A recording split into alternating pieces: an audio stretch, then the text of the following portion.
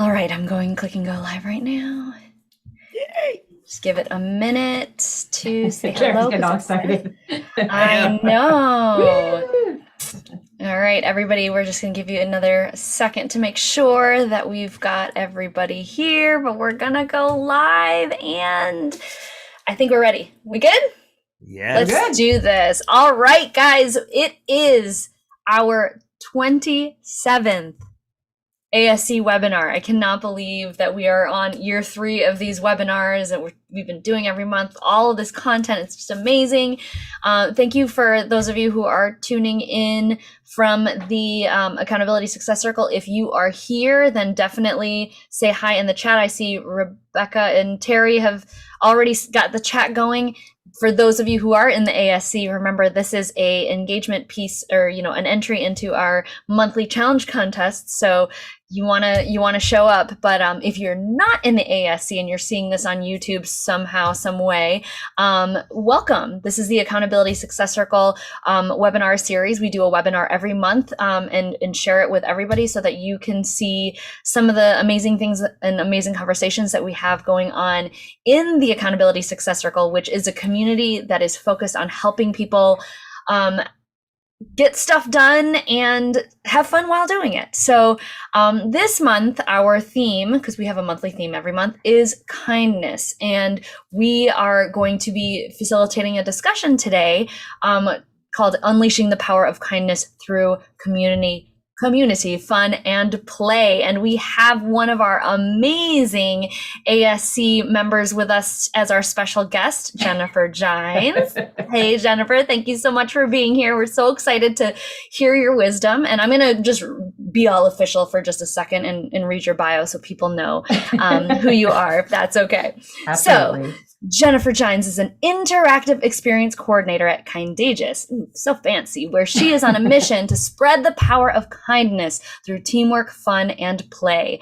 She created the Kindagious Quest, a scavenger hunt that helps people experience the physical and emotional benefits of kindness, and using what she's learned from her certificate in applied positive psychology and a BA in psychology as a foundation. All of her work is in service of helping people display the kindness that our world needs, which we totally need so much of it, to increase the connection as it becomes more contentious and fractured. And she loves to explore how much fun we could have together spreading kindness. So there's going to be a lot of love bombing that's going to happen in this webinar, I'm guessing. So we're just going to throw all the love, and we've got a whole bunch of people who are going to be watching live or on the replay, whether you're in the ASC or not.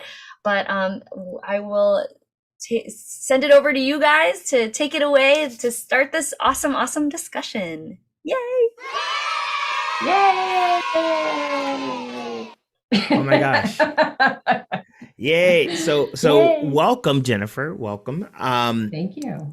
Before we jump into the discussion, because I'm super curious. Walk us through how you landed on kindness as a focal point, and take us through a little bit of your background just so we can get to know you a little bit better, and why kindness, and how did that happen? How did that happen?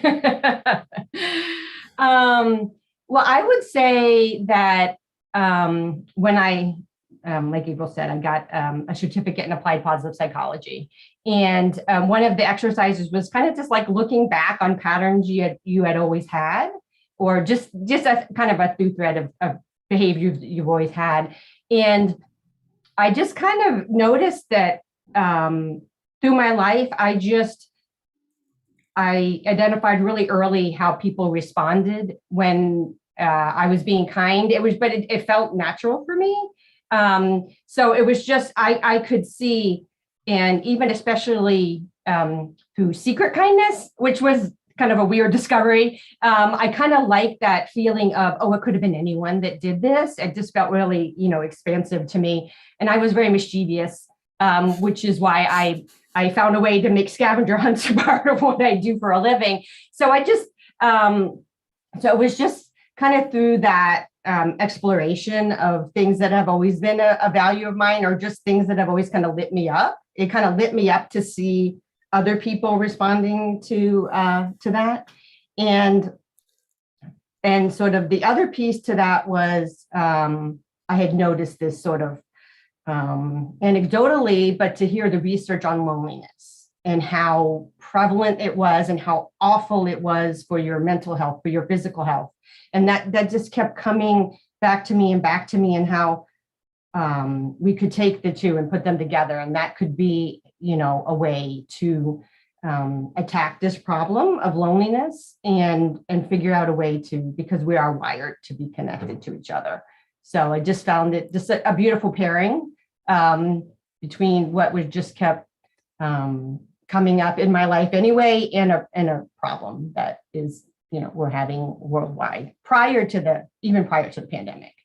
So much so that in England, they have like a minister of loneliness. I mean, it's definitely something that's a problem. Not to make it a bummer, because we're here to have fun, but I mean that is an issue. So, and like I said, I've always liked to play, and I've always liked to have fun, and so why not take an issue that is kind of weighing us down and inject some fun and play into it. So did I answer your question? Is that you did, and then some? Okay. So thank you so much.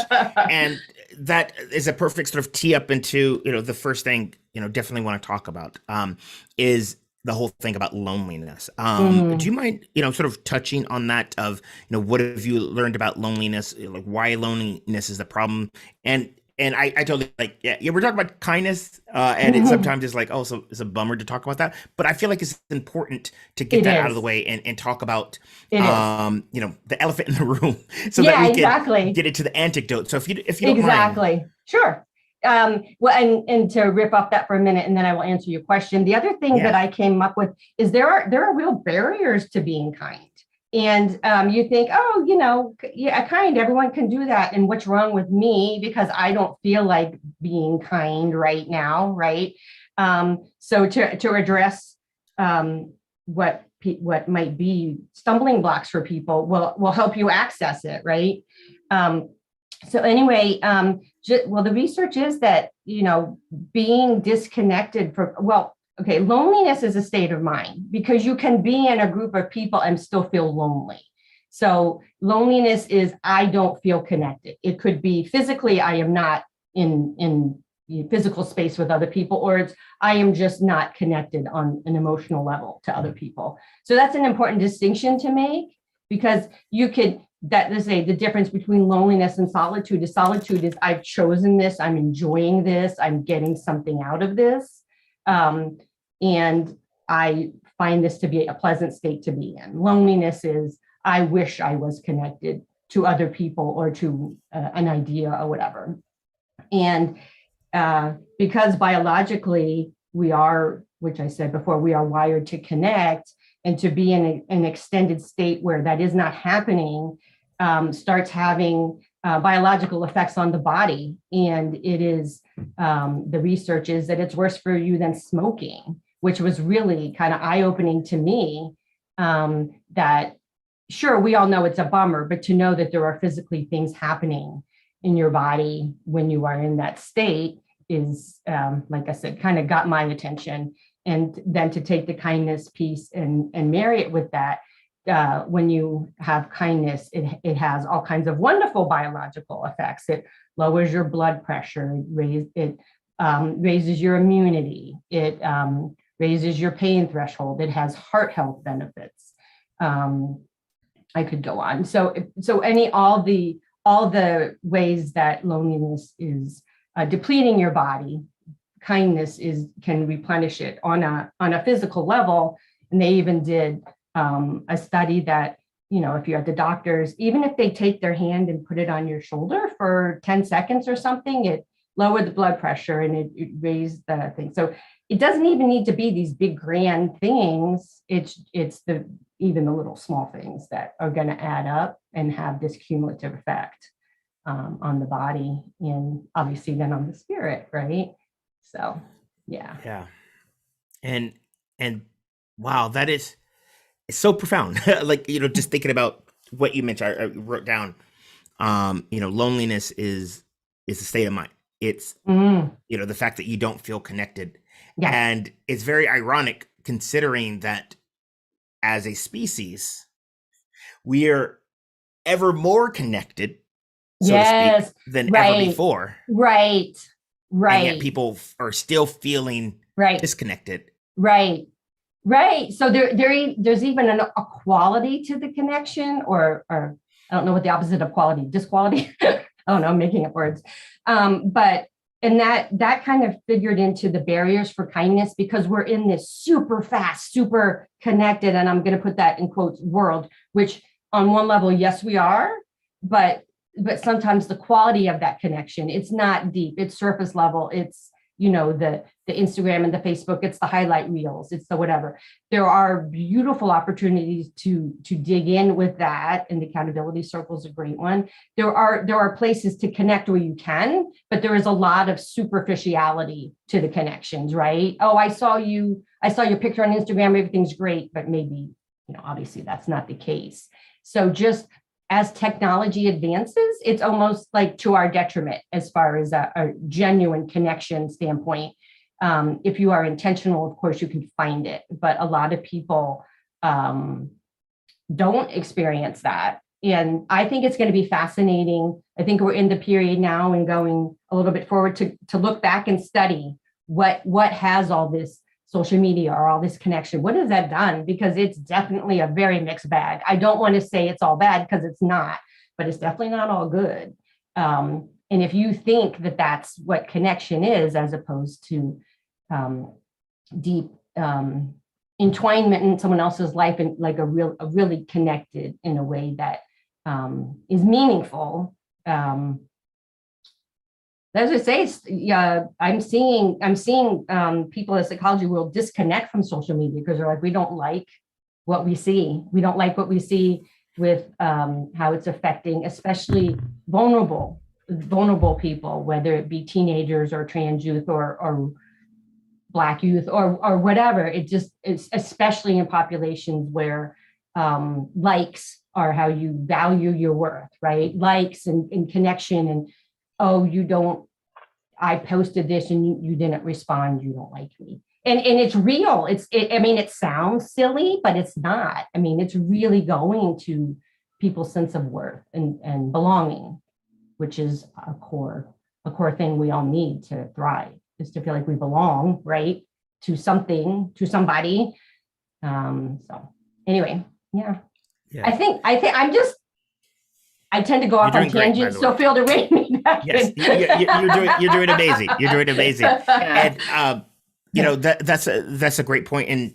And one of the reasons why we made a conscious effort for the ASC to pull it off of Facebook and to have our own little island, if you will, digital island, in Mighty Networks, is for that same reason. And there was some recent things in the news about sort of Facebook and Instagram and how someone came forward, the whistleblower was saying that Facebook knew that that their platform on Instagram was affecting the health of teen girls and stuff like that, right, self-esteem. with eating disorders, right? Yep. Yeah. So yes, exactly. Again, yep. That is the world that we're in now. And then layer on top of that, we have a global pandemic that we're dealing with. Right. And so there's all of this sort of built up stuff of people feeling isolated, people feeling lonely, people not feeling worthy, and also we're divided. Yes. There's I didn't think, at least, and this is just, like I said, anecdotally in my world, I didn't think that there could be more of a divide than 2016, but I have found personally since the pandemic, even more so. And people are very entrenched in whatever it is that their belief system is. So I think other than just the physical disconnection we are having, it's also the siloed views and thoughts and judgments on other people. And then when you cross that with, and also your decisions may affect my health, my physical health, what you believe. So another beautiful thing about kindness is it invites curiosity. Why? Why do you think that? Why do you feel that way? And a lot of the things that are connected with kindness feel to me like very obvious, but they're also very potent, because I think curiosity is a beautiful antidote for a lot of things. Because our brains are meaning-making machines. Of course, we're going to decide that's what that means. But if you just can inject that little bit of, I wonder why you think that, I wonder why you believe that, I wonder why you're acting like that, or whatever, or ask questions, open a dialogue, instead of just assuming, right? We're not a monolith. No human is, right? So if you can just extend that, just that little micro moment of curiosity and compassion of maybe there's something else going on that I don't know about you, right? I think that is just as important as the fact that we're physically disconnected, right? Yes. Yeah. So. And so here's the question that is on my mind, and okay. For those of you who are watching, you might have a similar question. So, oh man, we're in a sort of tough situation currently with all that's going on. Why is kindness the answer? Why is kindness like the antidote? You sort of alluded to it, but I would love for you to explore that and go a little bit deeper on why we need to be more kind, or focus on kindness as a way to get ourselves out of this loneliness and divide. And then we can start to talk about the barriers and stuff like that, and how, but why, what, why? Why? Why should I be kind, or at least focus on kindness when is it going to do any good? Well, it's interesting because usually the conversation starts with how can I be kind to other people, but you need to start with how can you be kind to yourself. And you need to be kind to yourself because you're living through a pandemic, if nothing else, even if everything else is wonderful, right? So if we're talking about right now, it's because life is hard. It doesn't matter what else is happening other than virtue of the fact you're living through a pandemic. So you cannot be kind. Well, you can, but it's very difficult to be kind to other people if you're not being kind to yourself. So the first thing to do is to find ways to acknowledge the little progress you're making or the things you're doing, and you can start really small. So I think the first thing to do is to start with yourself and identify what can I do to be a little nicer to kinder? I don't want to use the word nice. That's a whole other conversation. But what can I do to be kind to myself in this moment? Because that is going to affect everything else. And we've already been over the medical benefits. You're going to feel better. And it's kind of counterintuitive, kind of like with exercise. You got to do it and then you feel better. If you wait till you want to do it, then it kind of goes in reverse. You do the thing, you will feel better. Even if it's very little, and that's important to know. If you're in that state, then it's easier to be kind to other people. And why it's important is, I sound like a broken record, because that's how we're built. We are built to be in connection with others. That is when we physically feel our best, emotionally feel our best. We can do our best work. We're talking about the accountability circle. There's going to be success in all of the aspects of your life. It's built into the name of my brand, which is Kindagious. It's contagious. It is chemically contagious to be in a kind state, do kind things. And the research is you benefit, the recipient benefits, and anyone who's watching benefits, even if it's reading it online or whatever. So it's not even a one-on-one transaction. There are other people who are benefiting, the observers, and you probably never know, and that's cool. It doesn't matter, right? It's going to ripple out. So just as negative things have a contagious, not contagious, but yeah. Kind of working into all the sentences. The positive emotion of being in the state of kindness is going to be transferred, if you want to think about it in a physical sense, right? It's going to be transferred to someone else, and these shoots are going to be going out. You just have to have trust that is the case, because it is. But sometimes you'll see the benefits, sometimes you won't, but it doesn't really matter, because if you're being kind, it's kind of like being the state of play. It's the activity itself. It is not because then you're going to say how great I am, right? Because that's not truly kindness. You're doing it for the act itself or the sentiment itself, and trusting that is going to find the land where it should.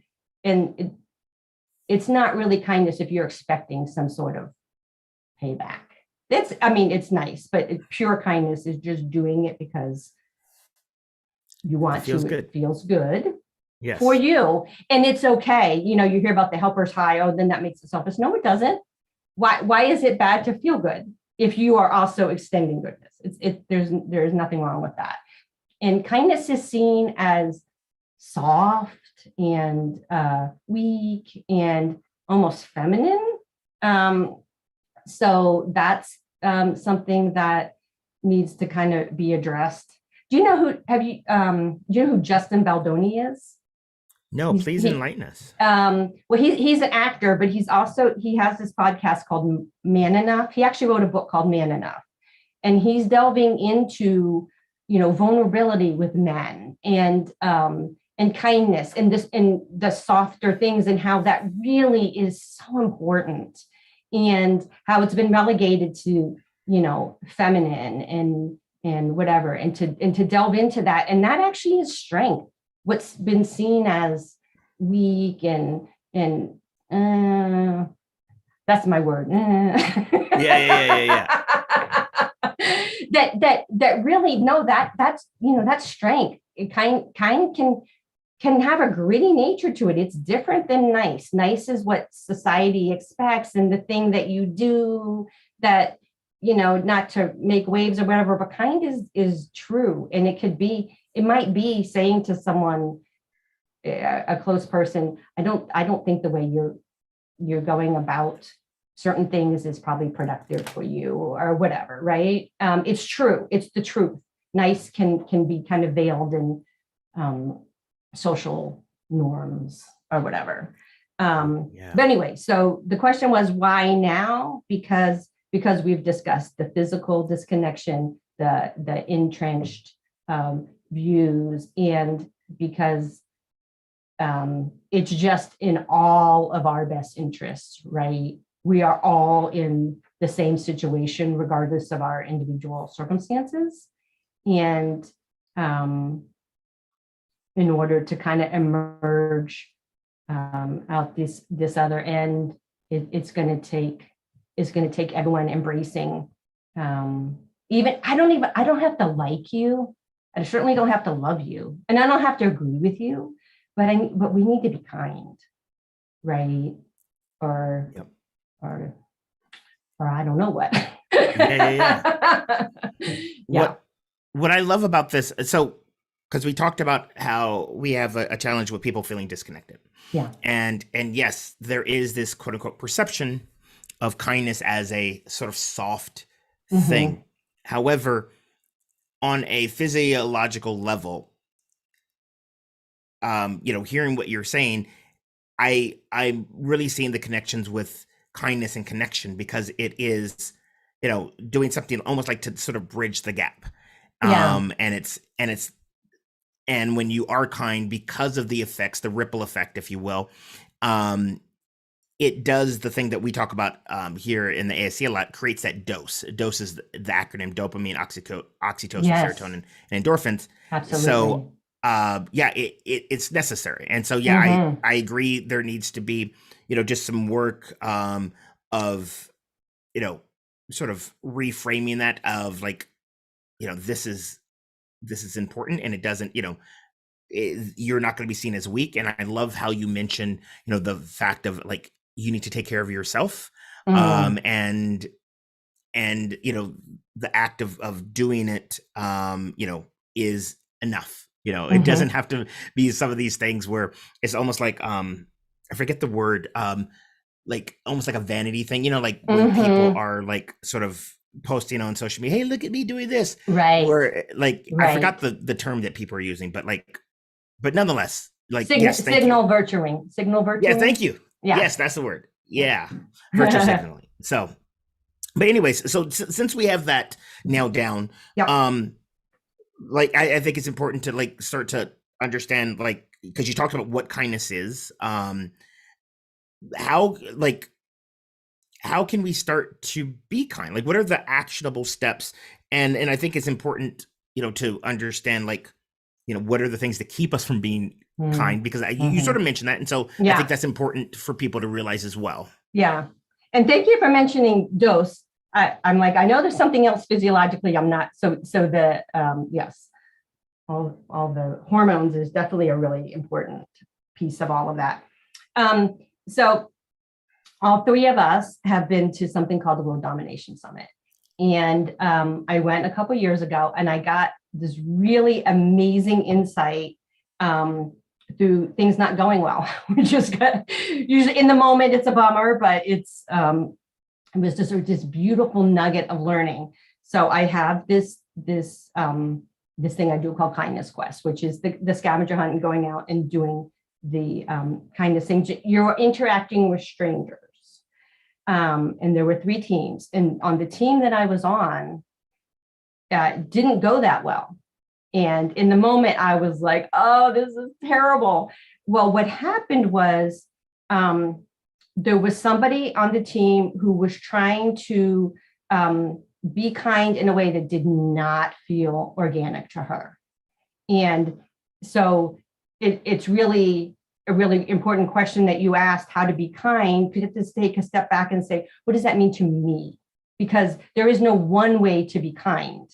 And while intellectually I knew that, to see it play out and to see somebody disengage, because when you're in an activity and you're engaging with strangers, they're not always going to understand. And this is pre-pandemic, so that wasn't the problem. It was just, we don't know. We're conditioned. If a stranger approaches you, it's, what do you want? Do you want money? Are you part of some religious group or what? So there's a bit of I was trying to build in psychological safety to the event. But on the other side, if you as the person are starting to take it personally, if people don't want to interact with you and you start thinking, what is wrong with me? As opposed to maybe this is just an encounter that this stranger is not comfortable with. So then and someone said, oh, I'm fine because she was taking Post-it notes and putting it on various things. She's like, oh, I forgot. One of the love languages, writing, words of affirmation, I think. I don't know. And so then this light bulb went off, because there's not one way to love somebody, right? We all know love languages is to the point where people say chocolate is their love language. And obviously that's, not one of the love languages, but maybe it should be. So then I started thinking about what are different ways to organically and comfortably express your kindness. So I think how to be kind, my answer to you would be that depends, because I'll briefly go over what I came up with. Tactile, which is, if you are comfortable, put on the free hugs t-shirt. This person put on the free hugs t-shirt and she didn't really want to hug anybody, and that was transmitting, and there's nothing wrong with that, right? So tactile, verbal, and that can be written or spoken. Creative, do you like to create music or drawings or just do anything that involves the creative arts? Is that a way that you organically like to express your kindness? Or is it in the moment, like you see someone who needs a seat on the bus, or someone struggling with their groceries or whatever? So just kind of reacting in the moment, whatever it is. And then there's the traditional give money, or I labeled it material, because it could be anything you have. It could be your time, right? It could be volunteering. It could be donating your gently used items in your home. It's just anything. I have this and I want to pass it on. It can be money. It doesn't have to be. So I would say the first place to start is to figure out, where does it feel like, yeah, that feels good. I like to do that. That does not deplete me in any way. It feels good for me to extend my kindness in this way. I think that's the first place to start. And you're not going to only be in one, but I think you're going to pretty quickly identify, yeah, this does not feel good. I don't want to hug strangers, or I cannot draw the slave my life, or whatever. Doesn't matter. So there may be a few that feel comfortable. So I think the first step is to figure that out. Then once you're into those categories, then you can start figuring out the one or two little actionable steps that you could take just to kind of get you going. That's a little bit, that's the small, you can draw a picture, or if your kindness style is verbal and someone says something in your family or whatever, you can just not correct them. That's kind, right? If who cares, right? They're wrong. It doesn't matter, right? I mean, I'm being silly, but it can be little things, right? Or let the person in front of you in the car or whatever. I do have, we can still talk about it, of course. I do have a list. I broke down the 6 different kindness types, and I do have activities for each one on my website and on Instagram. So if people are curious, they can go and get a list, or you can even email me if that's not enough. But just, so I like I said, I broke it down, and then within each one, I had just little things that we can do. I had the pre-pandemic thing, and then the pandemic thing, because obviously things have changed as far as our access to people and how we can extend kindness or whatever. So is that yes, kind of what you were wondering? Okay. Yes. Well, and so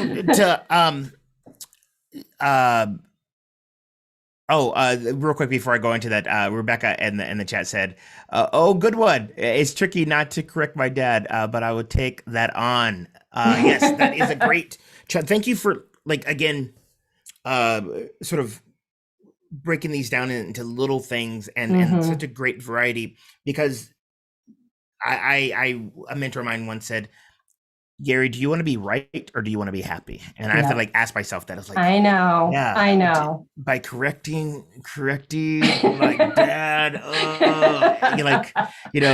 I know. what's my objective here? But yeah. I know. Yes.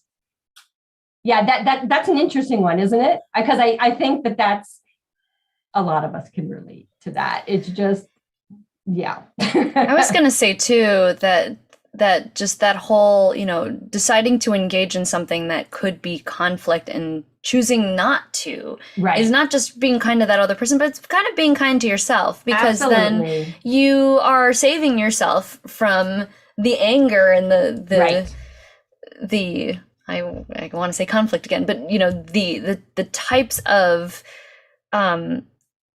things that cause stress in the first place, which if usually I wouldn't equate feeling stress with something being kind to me. So you're kind of honoring yourself in that way. So that's how I try to look at it sometimes, because I too have to deal with that as well. Right. I mean, honestly, we all do. And so even if it's just putting in the little pause of, there are times if it's a biggie, right? It's a biggie, and it's like, no, this is important. I do have to say something, but you're right. It's honoring yourself, because even the energy that you have to put forth to challenge, what they've said. All right. You are depleting yourself, right? Because you're revving yourself up, because it's like, no, you're wrong. I'm right. And you're wrong. Or you need to know this or whatever. And it is taking something from you. So it's just, taking that step back and figure out which are the, like my dad used to say, what do you really want to die on this hill? And sometimes it's like, yeah, I do. And most of the time it's no, probably not, So, and it's just honoring the relationship you have with the person too. Right. So yeah. Yeah. That's a good point, April. Thank you. Yes, I agree. And so, I think we're on, on this path of starting to do these actions, and I love how you broke it down by your kindness personality. That is awesome, and we'll be sure to put a link to your website where people can find out more and have some like actionable steps that they can do on a daily basis. And I want to dive into that, like because you started talking about there is a strong sort of correlation between kindness and playfulness, and I love how you made um, kindness a game, because again, Mm-hmm. what a great way to to make that a habit is to sort of make it playful and gamify it and whatnot. And would love for you to elaborate on that a little bit more about your kindness challenge. And I know like you've done it in multiple places. We mentioned World Domination Summit. You also did it at Market Angels Mm-hmm. event. So if you don't mind, what was the inspiration behind that? And going into a little bit more about, yeah, sort of the playful side of kindness and how we can start to take advantage of that. Yeah. Well, when you and I were talking, I was telling you that it's funny because sometimes you're like you've been doing things and then you kind of look back on it and you're like, oh, because I have always found a way to try to make things playful without identifying, oh, this is play. And for my final project for my certificate in positive psychology, I decided what the idea kind of got formed during this 6-month certificate. And I thought, well, it's not going to be very interesting for me to, do a PowerPoint presentation on, and then we'll do this and then we'll do that. I think it's going to be a lot more interesting and fun if we go do this. Let me take my class and go out and let's take it on its maiden voyage. I think this sounds like fun, but I don't know. Let's go try it out. So that's kind of where the Kindness Quest was born. And I had some had some obstacles because we were up in Oakland, and there was a marathon that day. And my classmates didn't know it was happening. To me, it was important. Back to I like to surprise things, and so they didn't know that was what was happening. So I had all my stuff in the trunk of someone's car. So I had to walk a very long way to go get the stuff. So, but having the marathon in town was a great way for us to have this big group of people that we could practice on. And part of it was cheering on the runners or whatever. And it was just offering encouragement to people. And it was important to me to both go out and do your traditional acts of kindness, handing out flowers or doing the notes or the free hugs, but also to see kindness. So I had baked in there ways that the participants would have to stop and look at what was already going on in the environment around them, because it's so much easier. We have the negativity bias. It's so much easier to see what's not going well, what's going wrong or whatever. But there's stuff happening around you if you take that pause and look. And even the things that you might not think, they don't have to hold the door open for you, or people don't have to let that car in or whatever. So it was important to me to kind of strengthen that lens as well, because when you see it happening around you, then it doesn't feel as foreign. And also just it helps with your mindset, because you're like, oh, this is already happening, right? It isn't all bad. It isn't all rush. So it was really interesting to watch, because I had spent 6 months with these people, to watch them interact with strangers, and then to have the bird's eye view of seeing the people's posture and the people's body language after they had interacted with the people on the quest. So I saw the energy of my group go up. I saw the body language of the strangers they had interacted with go up. And so I was like, okay, yes, this is definitely something that is hitting in. No, I just lost all my words. This is definitely resonating. That's what I meant to say. This is definitely resonating with people who didn't know that they needed it. And like I said, and this was with people that I knew pretty well. And I even saw a change in them. So it was just this beautiful sort of psychological, sociological study of, yes, in action, this is, and these weren't big things. These were I mean, a little bit. You probably wouldn't go around hugging strangers normally, but so it didn't take a lot of money, and it didn't take a lot of people are just looking for you to tell them what, not tell them what to do. That doesn't sound right, but just to have some guidelines of, oh yeah, and this little thing that I have done will have this big payoff for me. I'm going to feel it in my body, and I'm also going to see it on the faces of the people that I have just interacted with. So that's where it started. And then, yes, I've done it for groups. I did one in the Arts District of LA. And one of the things that we do, I call it, it's a paper fortune cookie. It looks like a fortune cookie, and you put a little message in there. And so I told my teams, I said, you can pre-populate them, but leave at least one for see something in somebody in the moment and write a message specifically for them. And when we came back and did the debrief, and actually Jeff Harry, our mutual friend Jeff Harry, is part of this story, came back, and he was with another classmate, and they were really excited. They're like, we know we had an impact today. There was this young couple that came around the corner, and the energy was really off. They were fighting, or there was something happening. And so Jenna wrote a note specifically for the girl and handed it to her. And they said, we saw their body language change. We know. They were really excited. They're like, we don't know what, but we know. And by the time I got home, the person who had received that had Instagrammed me, and she happens to be an influencer who has all these thousands of people. And she had written in her stories, everybody thinks because I'm an influencer, my life is so wonderful. And I've been having a really difficult time that I don't share with you all. And this angel just walked up to me on the street today, handed me this little piece of paper. And I cannot tell you how beautiful it is to feel seen by a stranger. And we're all like, getting goosebumps and whatever. Like, that's it. That's what we want. We want people to feel seen for themselves out of, they didn't know, and probably nor did they care this is an influencer.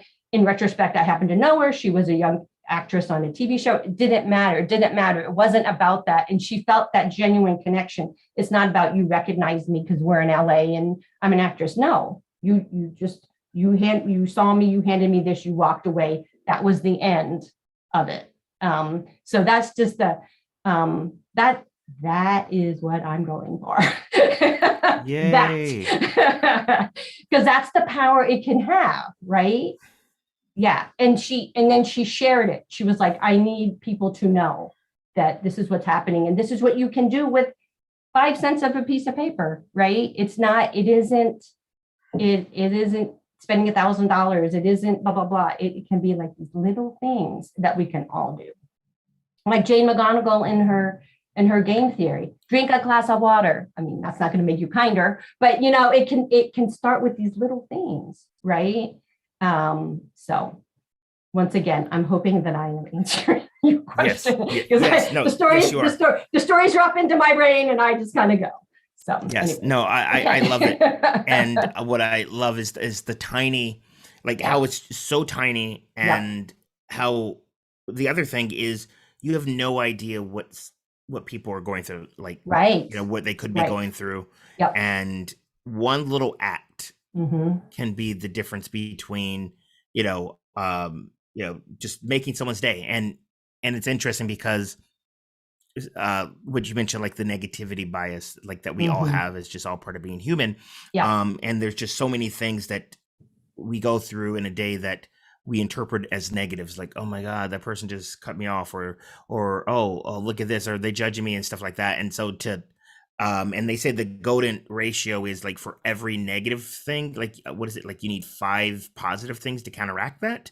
And like since we have a negativity bias, we're going to be seeing lots of negative things. So we need the posse of people, the kindness army that are like doing these like little tiny things. And so want to take a pause, and April, what are some of your thoughts in hearing what Jennifer mentioned, especially her story and stuff like that? Anything pop up for you? I mean, I'm just taking it all and just soaking it in right now. I've got a lot of different things going on in my brain.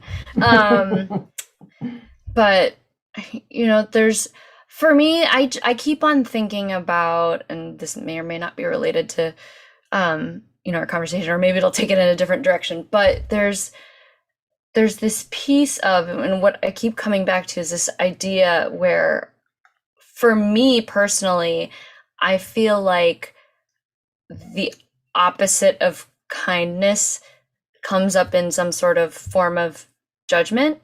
And so it's almost like the open-mindedness of being able to understand that there are differences and that we can still connect even if we're different. Like, I just keep on thinking about that, and as you're talking, just kind of going through scenarios in my mind and how I always feel triggered by being labeled or being put in a box. And when we think about why there's so much disconnect on social media when the platform's intended to connect you, it's because that judgment can just come so much stronger and can basically negate any kindness that you're trying to do. So trying to be more open-minded is, for me, like a solution that I just wish at least other people would direct in my way. Like, that would be a way of showing kindness, and you wouldn't have to do anything, just to allow me to be myself. And being open to whether or not it's something that you practice or do, just being able to embrace that. Like, that's a very easy way to be kind without having to do a specific action or donate time or give something. So that's just kind of the thoughts that have been coming in my mind. But I'm like just soaking in this conversation. There's so many things that I think about when it comes to kindness, and why people get so angry, and it, for me at least, it always starts with this like judgmental feeling towards something that somebody does that's different than what you would do. So that's kind of where I'm at. That's a really good point, and that's something that I like to talk about sometimes too, is being kind versus doing kind. And another story that I'll try to make really short. For my birthday, I was like, join me, in doing random acts of kindness, and I'm going to do and post. This is a couple of years ago on Facebook what you did, and let's see if we can get to 55 and blah blah blah. And I had a couple of friends text me privately and go, "I'm really sorry," and they meant it. "I'm really sorry. I let you down. I couldn't." One was with a friend getting chemo at the hospital. I couldn't go out and do anything. Someone else was, I was in training, and I was, talking to these anxious airline, whatever people. I had 3 or 4 people contact me separately, like I didn't have time to go do something. And yet they were engaging in these beautiful acts of kindness just in being themselves, just being a friend or being a good colleague. And I was like, what is happening? Of course. But because they didn't go and interact with a stranger and do a kind act, they thought they had let me down. So that was another kind of rabbit hole I went down. Being kind, just living your life, like you're saying, in that open-minded, curious, trying to suspend judgment. That's one way. And we need that. And we need the acts. But it's not a one size fits all. It's this big, huge mosaic where we need those little moments. We need the state of being kind, of just conducting yourself that way as a matter of whatever on a daily basis, as close as you get. We can't do that all the time, especially if, and we haven't really talked about the barriers, but if you are struggling, you can't extend kindness, right? So then you got to extend it inward. I mean, you can extend kindness, that I misspoke, but it needs to go inward as opposed to outward initially until you're settled or feeling good enough that you can go back out. But so thank you for saying that, because that's a really important distinction. It is being and it is doing, and that's 2 different things. And so there's just so much more involved, and you're like, oh, be kind. You're like, yeah, that's easy. No, it's not. It's actually super complex, which is what I'm learning the more I get into it.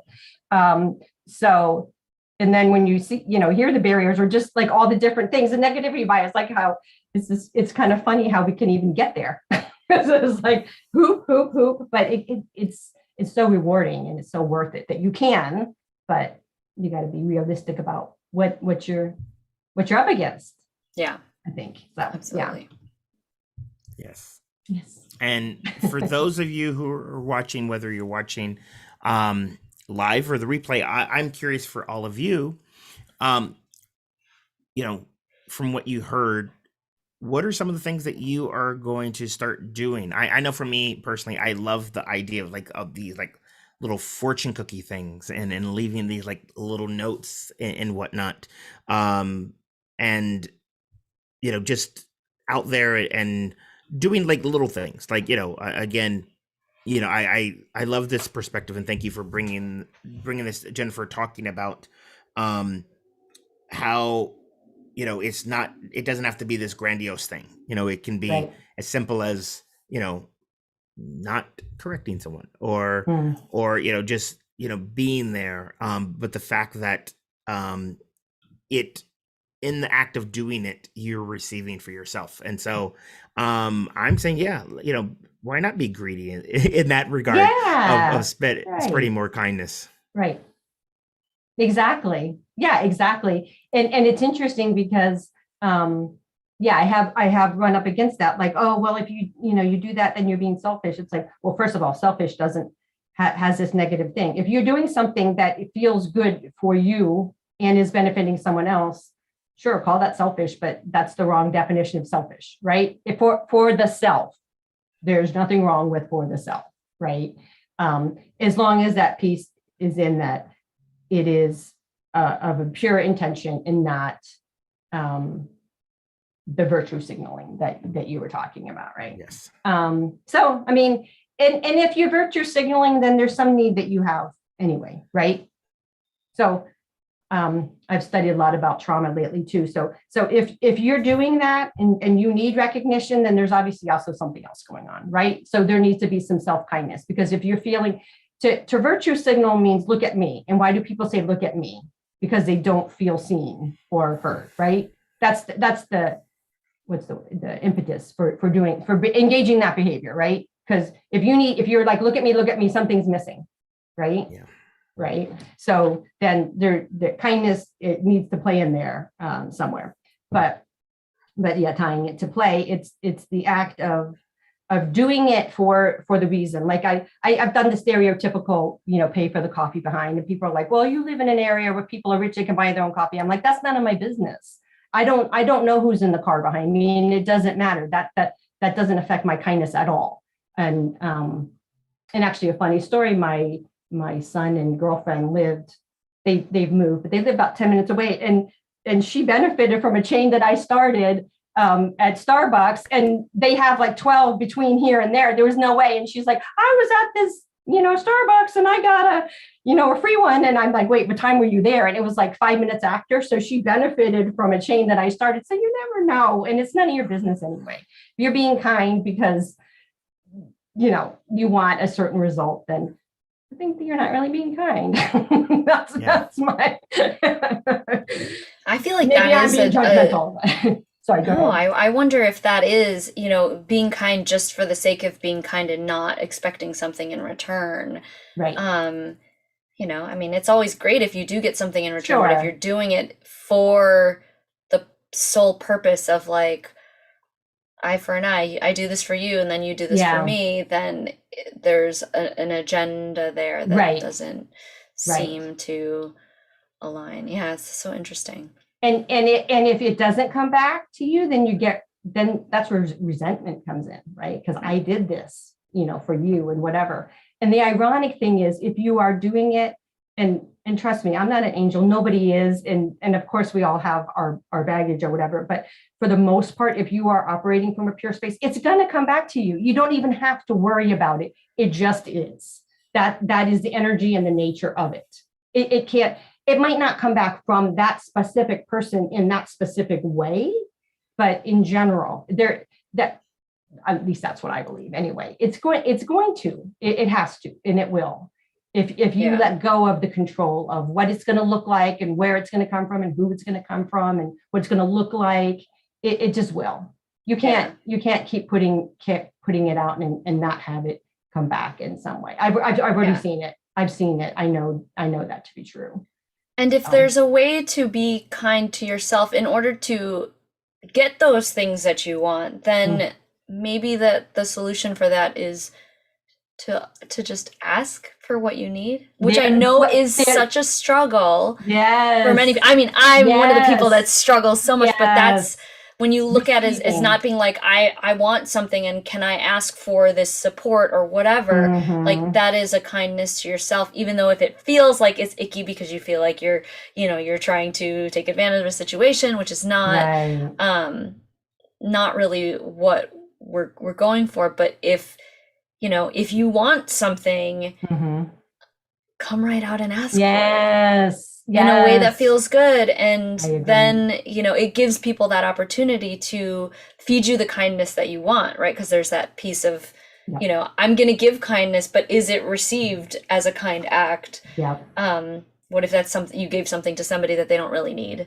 Right. It doesn't get perceived as kindness when the person who is giving it comes down to this whole communication. Absolutely. That's such an excellent point. And that's a conversation I've been having with some just people in my personal life is the ability to receive, and somewhere along the way, the conditioning, especially with males, is that, and I don't want to stereotype in general, but just to receive it's a much more of a not problem, but stumbling block than you would think. You'd be like, sure, give me stuff, but not really, that is a beautiful example of self-kindness. I'm going to, with direct communication, say what I need and not feel bad about it, right? This is something that I want and I need, and I'm going to directly communicate with you. And that is a and it's a kindness to that person. It's letting them know this is what, rather than you guessing or me silently hoping you would do it and you're not going to give it to me, and then I'm going to feel like a martyr or resent you or whatever. So it actually is, it's a beautiful, subtle example of kindness in asking directly for what you want. And like you said, if you're guessing and you want to be a giver and you're giving people stuff that they don't want, and now there's this weird dynamic, right? Because you're supposed to be grateful if someone gives you something. If you don't, I don't really want that. I don't want 12, packets of iced tea, whatever, right? I don't want soap on a rope. I don't want soap on a rope. But yeah. So in trying to do the dance of what do you want and what do you think, and instead of clear communication is a beautiful example of kindness to yourself and to others. Yeah, so, I agree. Yeah. And so with that, like that's a great way to sort of seriously, we could go on and on and on and whatnot. But we are getting close to time. Okay. And it's a sort of great way to put a sort of nail on it and say, this is the perfect time to do all the things that you mentioned. How are you filling yourself up with self-kindness so that you were able to receive that? What are the tiny actions that you could do, based on your own sort of kindness profile or your kindness love language or whatnot. And the other thing that you touched on briefly, but I definitely want to make sure it's pointed out, is letting go of control. As adults, that's something that can be challenging. I know, I'm speaking personally for myself, of because you said it in the beginning, kindness is all about, it's just like play, engaging in the act without expecting anything in return. The act is, the act of kindness is good enough. Yes. And so with what we have left, we'd love for you to, just take a moment, if people are inspired by this and they want to keep in touch. Jennifer, the floor is yours. Let us know how we can reach out to you. Tell us, tell you about our kindness actions and get more insights and stuff like that. Yeah, please. Well, Kindagious is the name of both the Instagram and Facebook pages, and kindagious.com is my website, and it has a way to contact me right on my website. I was doing during the pandemic, I was doing these things called recess, where we were getting together and playing. Hit pause for the holiday season, but stay tuned to do something And I'm working on something for this hybrid world that we're living in. That's mostly we can get back out. Sometimes we can't. So working on a version of staying connected for that. That'll probably be 2022. But yeah, I would love to have a dialogue of anyone who's listened and any questions or thoughts, or just here's what I'm doing, and you know, we can talk about that. But probably at this point, Instagram is the best place to have like more of a, I would love to have a public facing dialogue as opposed, I mean, one-on-one's awesome too, but to give people ideas, because like we said, the observer, you could be like, oh, I didn't think about that. Yeah, I could do that. And like just what April brought up, you know, some people, just a different way to look at it. Like we can all just keep kind of turning it around. What does this look like? How else can we do it? What feels good for me? Right. And so it's good to see that in you know, in written word, so that we can inspire other people. And obviously we're in November, what Thanksgiving's next week, right? Gratitude, just that's a great kindness to yourself and to other people to start. I know it's cliche, but it's cliche for a reason. Gratitude is really important way to stay healthy and in touch with what is going right, what is good, what is, you know, keeping you hopeful, and what is keeping you thriving, even in these, you know, super difficult times. Gratitude is a super important thing to be. So important. Yeah, for sure. Yeah. Yay. Well, thank you so much.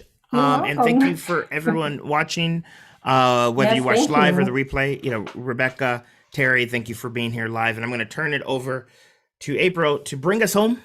Yeah. And wrap so it all up. yeah, thank you again, Jennifer. That was an amazing conversation.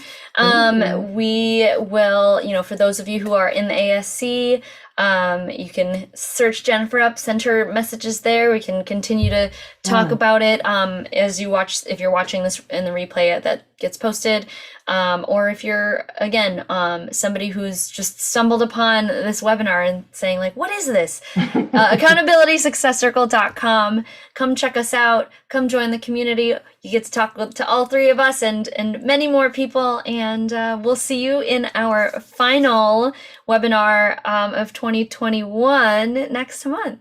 All right. So see you guys. Thanks again, Jennifer. Bye. Thank you. I'm stopping it. I'm like